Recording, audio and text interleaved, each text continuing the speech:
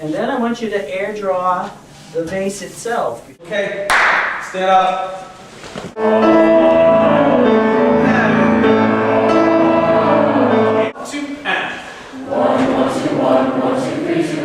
Personalization, academic rigor, success for every kid. It rolls off of everybody's lips. Everybody understands that. They know it. But what does that really mean?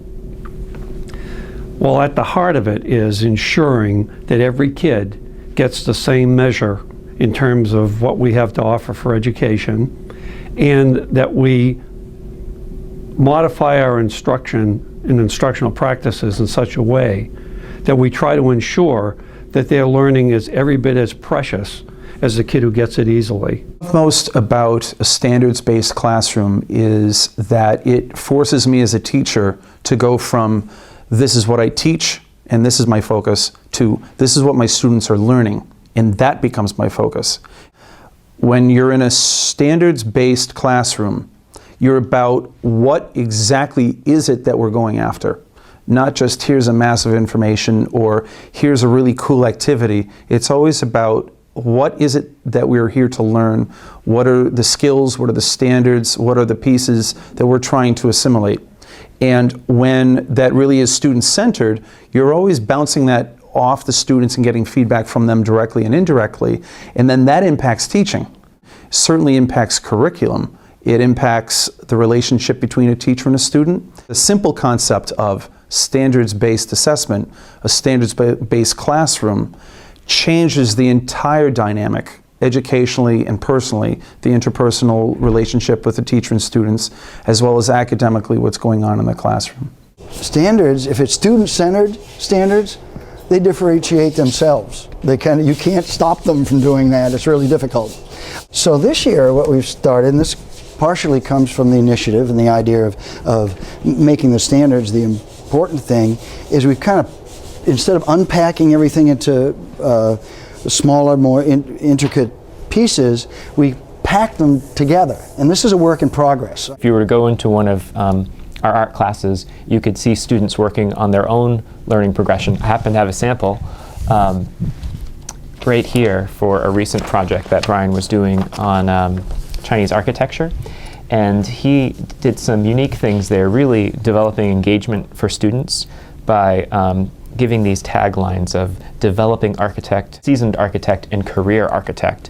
And if you were to look at one of my writing learning progressions right alongside it, it's the same basic format. Good teaching is good teaching, and good assessment is good assessment. What standards-based education has done is it's changed my philosophy on that. It's really made me zero in on the students that used to blend into the background and the students that used to get by. They used to just find a lot of loopholes that they can't find anymore. So that's been the biggest aha moment for me. We really try to promote what's recognized as best practice at the middle level, and that includes a strong standards-based approach to what we do. Begin using learning targets. Communicate explicitly to the kids what you want them to know and be able to do, and just begin to practice with it. We want to see it on the board. We want to see it on student work. We want students to be able to talk about their learning targets. We've really asked teachers to identify power standards in each content area, and those are going to be really what we look at as the enduring understandings, the things that we want kids to take with them from one grade level to the next. And what I like about what we're doing is we're actually unpacking the standard into our scoring guide. All standards are unpacked into what we call student-friendly language in the form of I can statements. The piece about the student-centered learning is the thing that got me really excited when I started thinking about it was it's no longer my responsibility.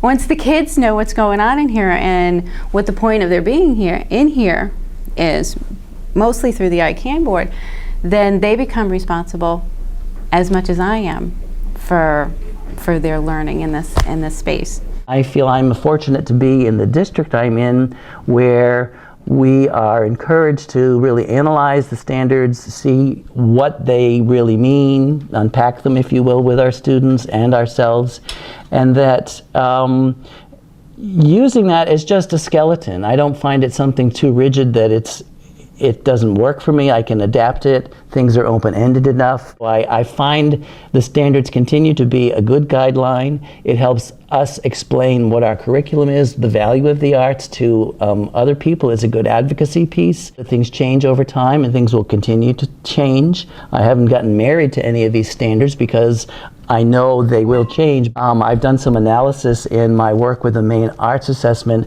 of looking at national standards, looking at state standards, looking at the new national core standards, and really finding a lot of parallels between the two. You know, 3 times a year you get a report card, and on that report card we have these standards listed.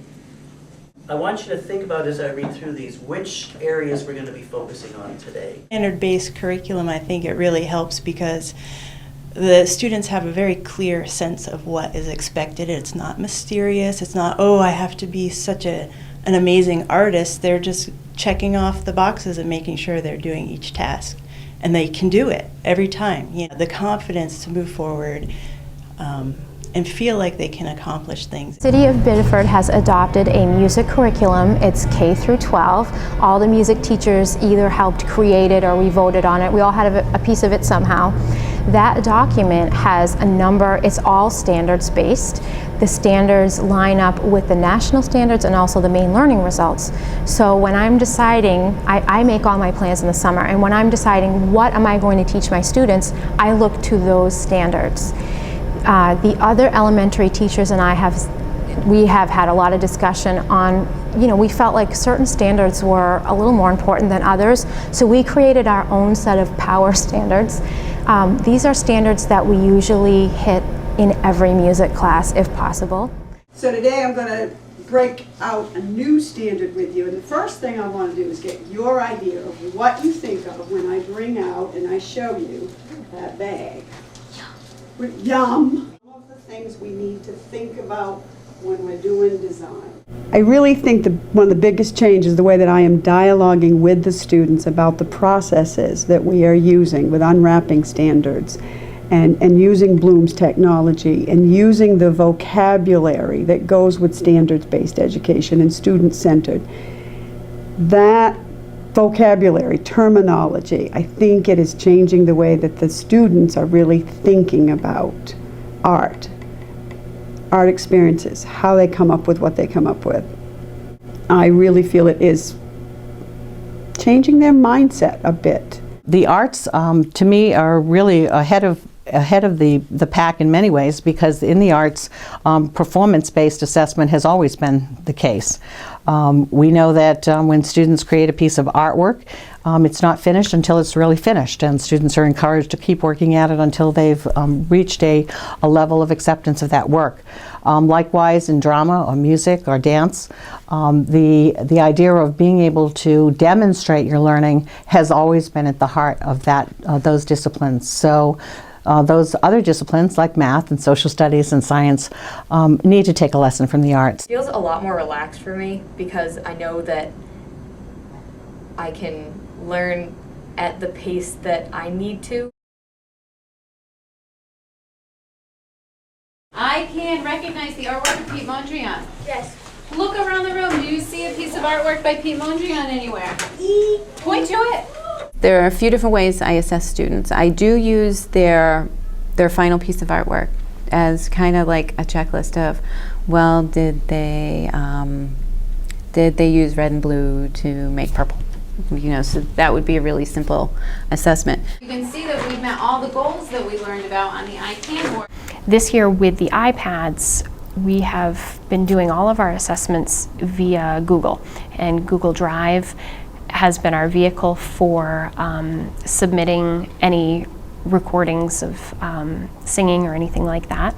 And I also use Google Forms pretty extensively. I found it's very easy to create a Google form that I can use as a check-in with individual students.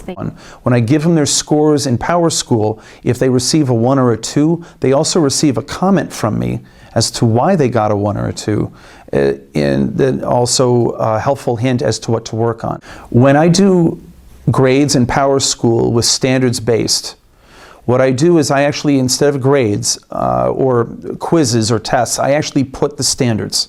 But the beautiful thing is, they also can't look at the overall grade. They actually have to take the time to look at each individual standard. And I've had at least one parent tell me it was a little bit of a pain in the neck to actually have to look through every standard to see how their son was doing. And we talked about that, and they agreed, well, that's kind of a good thing. It's collaboration, but it's just working together and getting feedback from somebody that you really value their opinion, and it's really helped me grow as an artist. The writing assessment is formal. So right now we're working on the Feldman method. Recorded ourselves singing on our iPads, and we send them in to Mrs. Etter, and then we get she'll grade them 1 through 4, like on the grading scale and what parts we need to work on, like rhythm, tone. So it shows us what we need to get better at and what we like by ourselves. Yeah.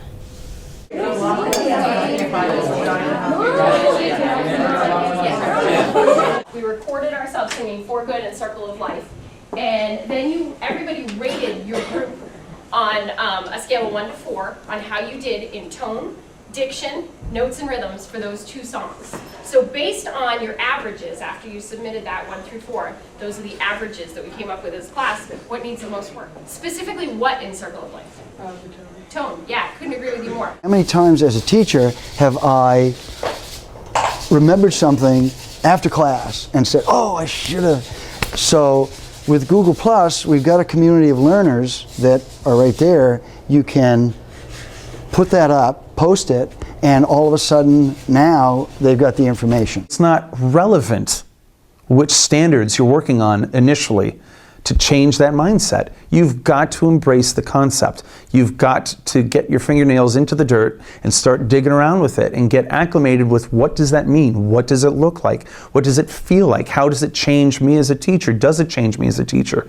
This is the golden opportunity for us as arts educators. So going down this path yields nothing but positives. There's no negative to the whole thing. And I would encourage every single teacher in the country with regard to arts education to go down the standards-based, student-centered approach and just find out as much as they can about themselves, about their classrooms, and about their kids. It's a no-lose proposition.